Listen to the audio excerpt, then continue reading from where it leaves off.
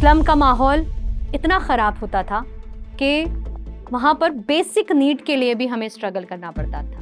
Basic need जैसे पानी, toilet etcetera. आगे बढ़ने के लिए पापड़ भी बेलने पड़ते हैं। हाँ दोस्तों, इन रियलिटी मैंने बचपन में पापड़ भी बेले हैं। पूरा दिन पापड़ बेल कर सिर्फ दिन का 10 रुपया मिलता था।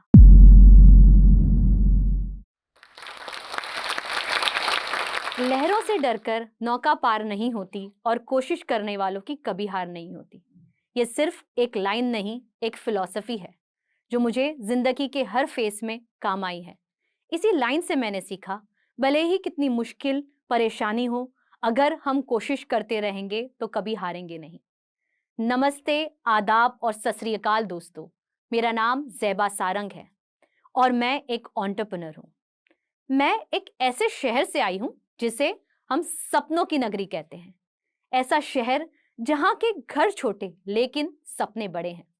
यहाँ लोग सपने सोते हुए नहीं, जागते हुए देखते हैं। हाँ, मैं बात कर रही हूँ मेरे अपने शहर मुंबई की। मेरा जन्म सन 1990 में मुंबई के एक लोअर मिडिल क्लास फैमिली में हुआ। मैं मुंबई के स्लम में पड़ी बड़ी। स्लम में रहने का मतलब मेरे लिए सिर्फ छोटे घर या तंग जिंदगी नहीं था।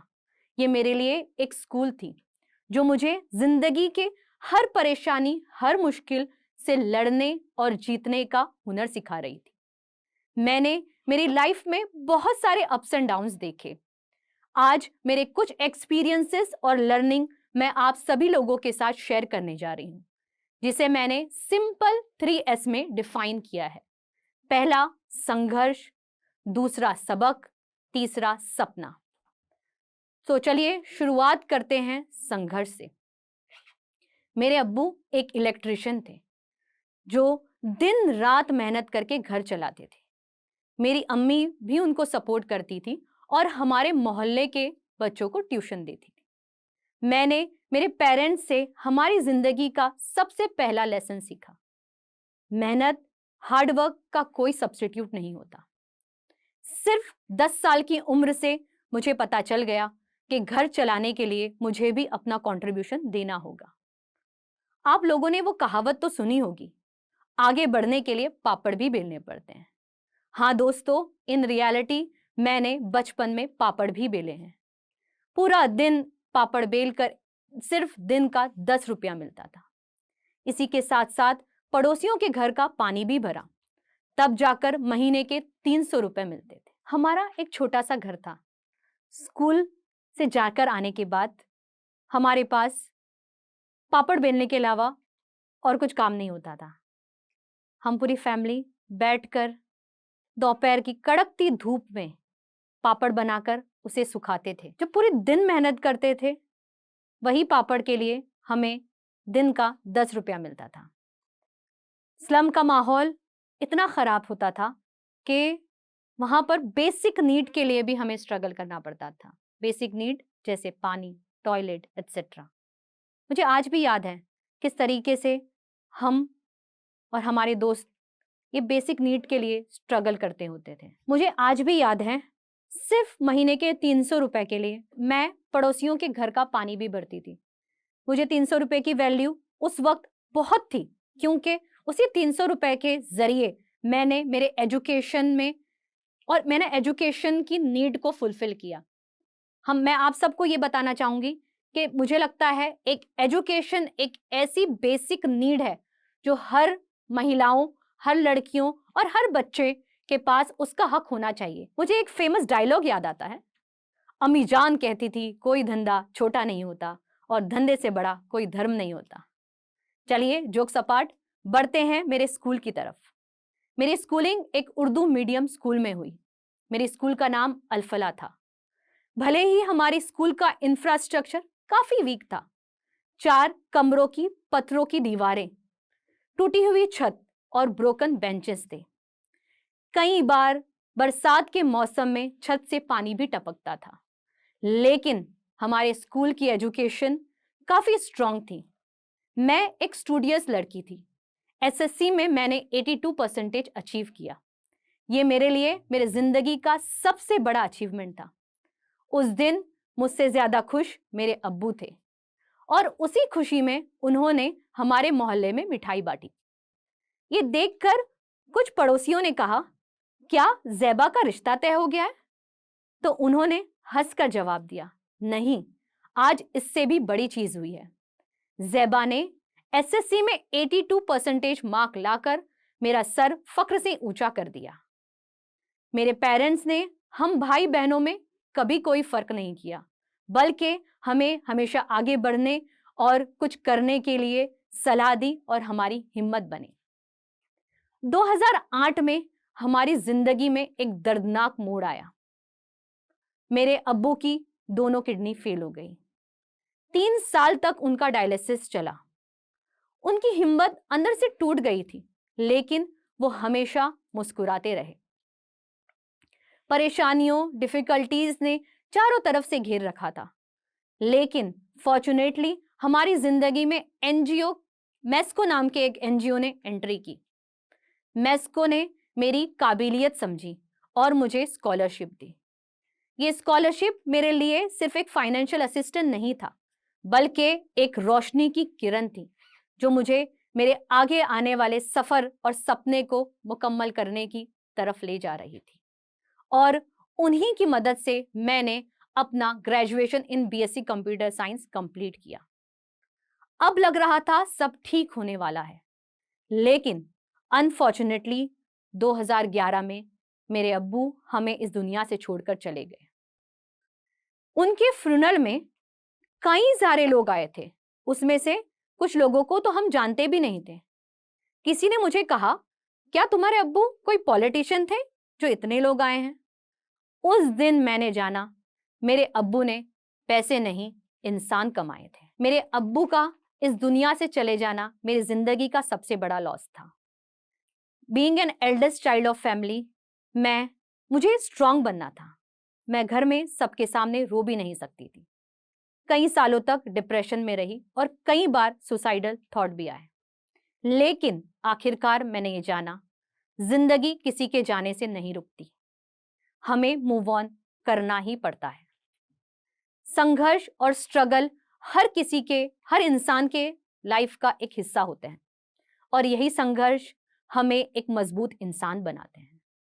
एक फ्रेज है ना, a smooth sea never made a skilled seller.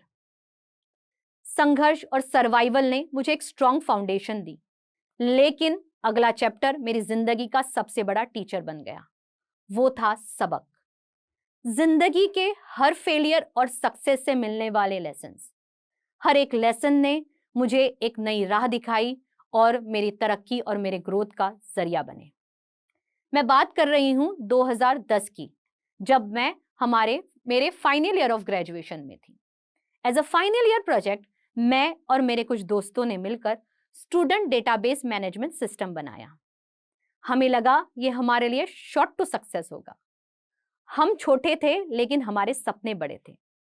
हमने इस स्मॉल प्रोजेक्ट को एक बिजनेस आइडिया में कन्वर्ट किया और ऑफिशियली इन मई 2011, बल्कि हमारा ग्रेजुएशन का रिजल्ट आने से पहले ही हमने हमारी एक ऑफिशियल कंपनी फॉर्म की, डिपैजर इन्फोटेक। मेरे को-फाउंडर्स उस वक्त मेरे साथ थे, mister Vipul and mister Bharat. हमने ऑफिशियली कंपनी फॉर्म की और सॉफ्टवेयर डेवलपमेंट शुरुआत की। स्टार्टिंग में जब हमने डिपैजर इन्फोटेक फॉर्म किया, उस वक्त ना हमारे पास कोई स्ट्रैटेजी थी, ना कोई प्लान। ये सिर्फ एक लीप ऑफ फेथ था। हमें लगा कि हम इस सॉफ्टवेयर से पूरी दुनिया ही चेंज कर देंगे। लेकिन जैसे ही हमने ये प्रोजेक्ट और ये सॉफ्टवेयर मार्केट में लॉन्च किया, हमें एक सबसे पहला हमारे एंटरप्रेन्योरशिप जर्नी का लेसन मिला। रियलिटी एक्सपेक्टेशन से परे होती है, क्योंकि हमने जो सॉफ्टवेयर बनाया था वो डेस्कटॉप बेस्ड एप्लीकेशन था और उस वक्त मार्केट रैपिडली मूव हो रही थी क्लाउड बेस्ड सिस्टम पे। हमने सीखा कि अगर रियलिटी एक्सपेक्टेशन से परे हैं तो हमें उसे एक्सेप्ट करना होगा, अडॉप्ट करना होगा और आगे बढ़ना होगा। हमने तुरंत ही हमारी स्ट्रैटेजी में मॉडिफिकेशन किया और डेस्कटॉप बेस्ड एप्लीकेशन छोड़कर वेब डेवलपमेंट में हमने हमारा फोकस डाइवर्ट किया। कई सालों तक डिपैजर इन्फोटेक में हमने बहुत से नए नए वेब डेवलपमेंट के प्रोजेक्ट्स भी किए। कई सारे ब्रांड्स के साथ काम भी किया, लेकिन हमें और आगे बढ़ना था। हमें डिफिकल्टीज हो रही थी हमारे सेल्स में, क्योंकि उस वक्त हमारे पास कोई सेल्स एक्सपर्ट या सेल्स एक्सपीरियंस टीम हमारे साथ नहीं थी। तभी मेरी जिंदगी का एक अहम फैसला लिया, वो था मैंने कहा मैं खुद सेल्स करूंगी। हालांकि मुझे सेल्स का एस भी नहीं पता था, बट मुझे इतना पता था अगर कुछ करना है तो मुझे सीखना पड़ेगा। मुझे आज भी याद है किस तरीके से मैंने मेरे को फाउंडर्स को कन्विंस किया और फाइनली उन्होंने मुझे सेल्स लीड करने की अपॉर्चुनिटी दी। मैंने बहुत सी नई ब्रांड्स को ऑनबोर्ड किया, उनके साथ काम किया। इस तरीके से मेरा सेल्स कॉन्फिडेंस भी बढ़ा। मैं एक उर्दू मीडियम स्कूल से थी, इंग्लिश तो आती नहीं थी। कम्युनिकेशन सीखना, निगोशिएशन स्किल सीखना, ये सारी चीजें मैंने सीखी और मेरे बिजनेस में, एंटरप्रेन्योरशिप में इम्प्लीमेंट किया। इससे एक इम्पॉर्टेंट लेसन और सबक ये मिलता है, कमिटमेंट करना बहुत आसान है, लेकिन उसको अचीव करने के लिए हमारे पास जुनून भी होना चाहिए, और वो हमने इस तरीके से किया। डिपेसर इन्फोटेक में हमने कई ब्रांड्स के साथ काम किया, लेकिन हमारा एक मकसद था, हम भी खुद की एक ब्रांड बनाए। उस वक्त जब 2015-16 में ई कॉमर्स इंडस्ट्री ग्रो कर रही थी, हमने सोचा हम भी हमारे एक ई कॉमर्स ब्रांड बनाएंगे, और हमने स्टार्ट किया। इसी तरह से हमने शुरुआत की हमारी दूसरी कंपनी गिफ्ट पंच की। ई कॉमर्स में हम ऑनलाइन गिफ्ट सेल कर रहे थे। हमारे लिए ऑर्डर्स तो काफी अच्छे आ रहे थे, लेकिन लॉजिस्टिक इनएफिशिएंसी के कारण हम वो ऑर्डर्स कस्टमर्स को टाइम पर डिलीवरी नहीं कर पा रहे थे, और इसीलिए हमारे रिटर्न्स भी काफी बढ़ गए थे। अल्टीमेटली वो बिजनेस हम सस्टेन नहीं कर पाए। यहां पर हमने एक चीज सीखी, be the change you wish to see. फिर हमने इस प्रॉब्लम को डीप में अंडरस्टैंड किया, और हमें पता चला कि ये प्रॉब्लम सिर्फ हमारे लिए नहीं, ऐसे कई सारे ई कॉमर्स सेलर हैं जो ये प्रॉब्लम से जूझ रहे हैं। और फिर हमने शुरुआत की आई थिंक लॉजिस्टिक की। सो चलिए बढ़ते हैं सपनों की तरफ। मेरे बचपन से ही मेरे अम्मी अब्बू का एक सपना था, वो मुझे सफलता की ऊंचाइयों पर देखना चाहते थे। ये सपना सिर्फ उनका नहीं, मेरे अंदर भी बसा था। भले ही घर में खाने के लिए कुछ ना हो, लेकिन मेरे पेरेंट्स मुझे हमेशा स्कूल में एक्स्ट्रा करिकुलर एक्टिविटी करने, एक्स्ट्रा करिकुलर एक्टिविटी में पार्ट लेने, आगे बढ़ने के लिए एफर्ट करते थे। और मेरे अब्बू ने विरासत में पैसे नहीं, लेकिन सपने देखने की ताकत दे गए, और उसी ताकत को मैंने अपनी जिंदगी बना ली और सपना देखना शुरू किया। रोज देखती हूँ, आज भी देख रही हूँ। मेरे छोटे छोटे सपने हैं। उन सपनों में एक सपना मुझे अपने आज को बीते कल से बेहतर करने की ताकत देता है। मैं हमेशा सोचती हूँ, क्या पता कहीं किसी गली कोई और ज़ैबा किसी का वेट कर रही हो। मुझे उन सभी लड़कियों का सहारा बनना है, उन्हें ये यकीन दिलाना है, सपने देखने का हक उनका भी है। सिर्फ सपना देखना नहीं, उसे पाने की हिम्मत और उसे हासिल करने का जुनून भी होना चाहिए। इसी जिद की वजह से मैंने एंटरप्रेन्योरशिप की जर्नी में अपना कदम रखा। 9 to 5 जॉब से मैं सिर्फ अपने फैमिली की फाइनेंशियल कंडीशन ठीक कर सकती थी, लेकिन मुझे एक बिगर इम्पैक्ट क्रिएट करना था। इसीलिए मैंने एंटरप्रेन्योरशिप चूज किया। और जब हमने एंटरप्रेन्योरशिप की जर्नी की शुरुआत की 2011 में, मेरे को-फाउंडर्स और हमको एंटरप्रेन्योरशिप के बारे में कुछ भी नहीं पता था। हमारे पास सिर्फ एक सपना था, सपना कुछ कर दिखाने का और आगे बढ़ने का। आई थिंक लॉजिस्टिक की शुरुआत हमने 2017 में की। हमारे साथ 2 और को-फाउंडर्स जुड़े, परेश और निकुल, जो एक लॉजिस्टिक एक्सपर्ट थे। आज आई थिंक लॉजिस्टिक के जरिए हम 20,000 ई कॉमर्स सेलर्स को एम्पावर कर रहे हैं उनकी ई कॉमर्स जर्नी को सस्टेन और ग्रो करने के लिए। हमारे पास 200 लोगों की टीम है, और हर महीने आई थिंक लॉजिस्टिक से जो भी प्रॉफिट होता है उसका एक हिस्सा हम ऐसे लोगों के लिए डोनेट करते हैं जिसे मेडिकल और एजुकेशन का नीड हो। दोस्तों, मैं आज आपको ये बताना भी चाहती हूँ, आई थिंक लॉजिस्टिक जब हमने शुरुआत की, या हमारी जब एंटरप्रेन्योरशिप जर्नी शुरुआत की, हमारे पास पैसे नहीं थे। आज भी आई थिंक लॉजिस्टिक एक बूटस्ट्रैप कंपनी है। हमने विदाउट फंडिंग लेकर 104 करोड़ का रेवेन्यू सिर्फ पिछले ही साल अचीव किया है। जिंदगी तभी खूबसूरत बनती है जब उसमें सपने होते हैं और उन्हें पूरा करने का जुनून। आपके अंदर के इस जुनून को बढ़ाने या बरकरार रखने के लिए मैं कुछ शब्द कहना चाहती हूँ।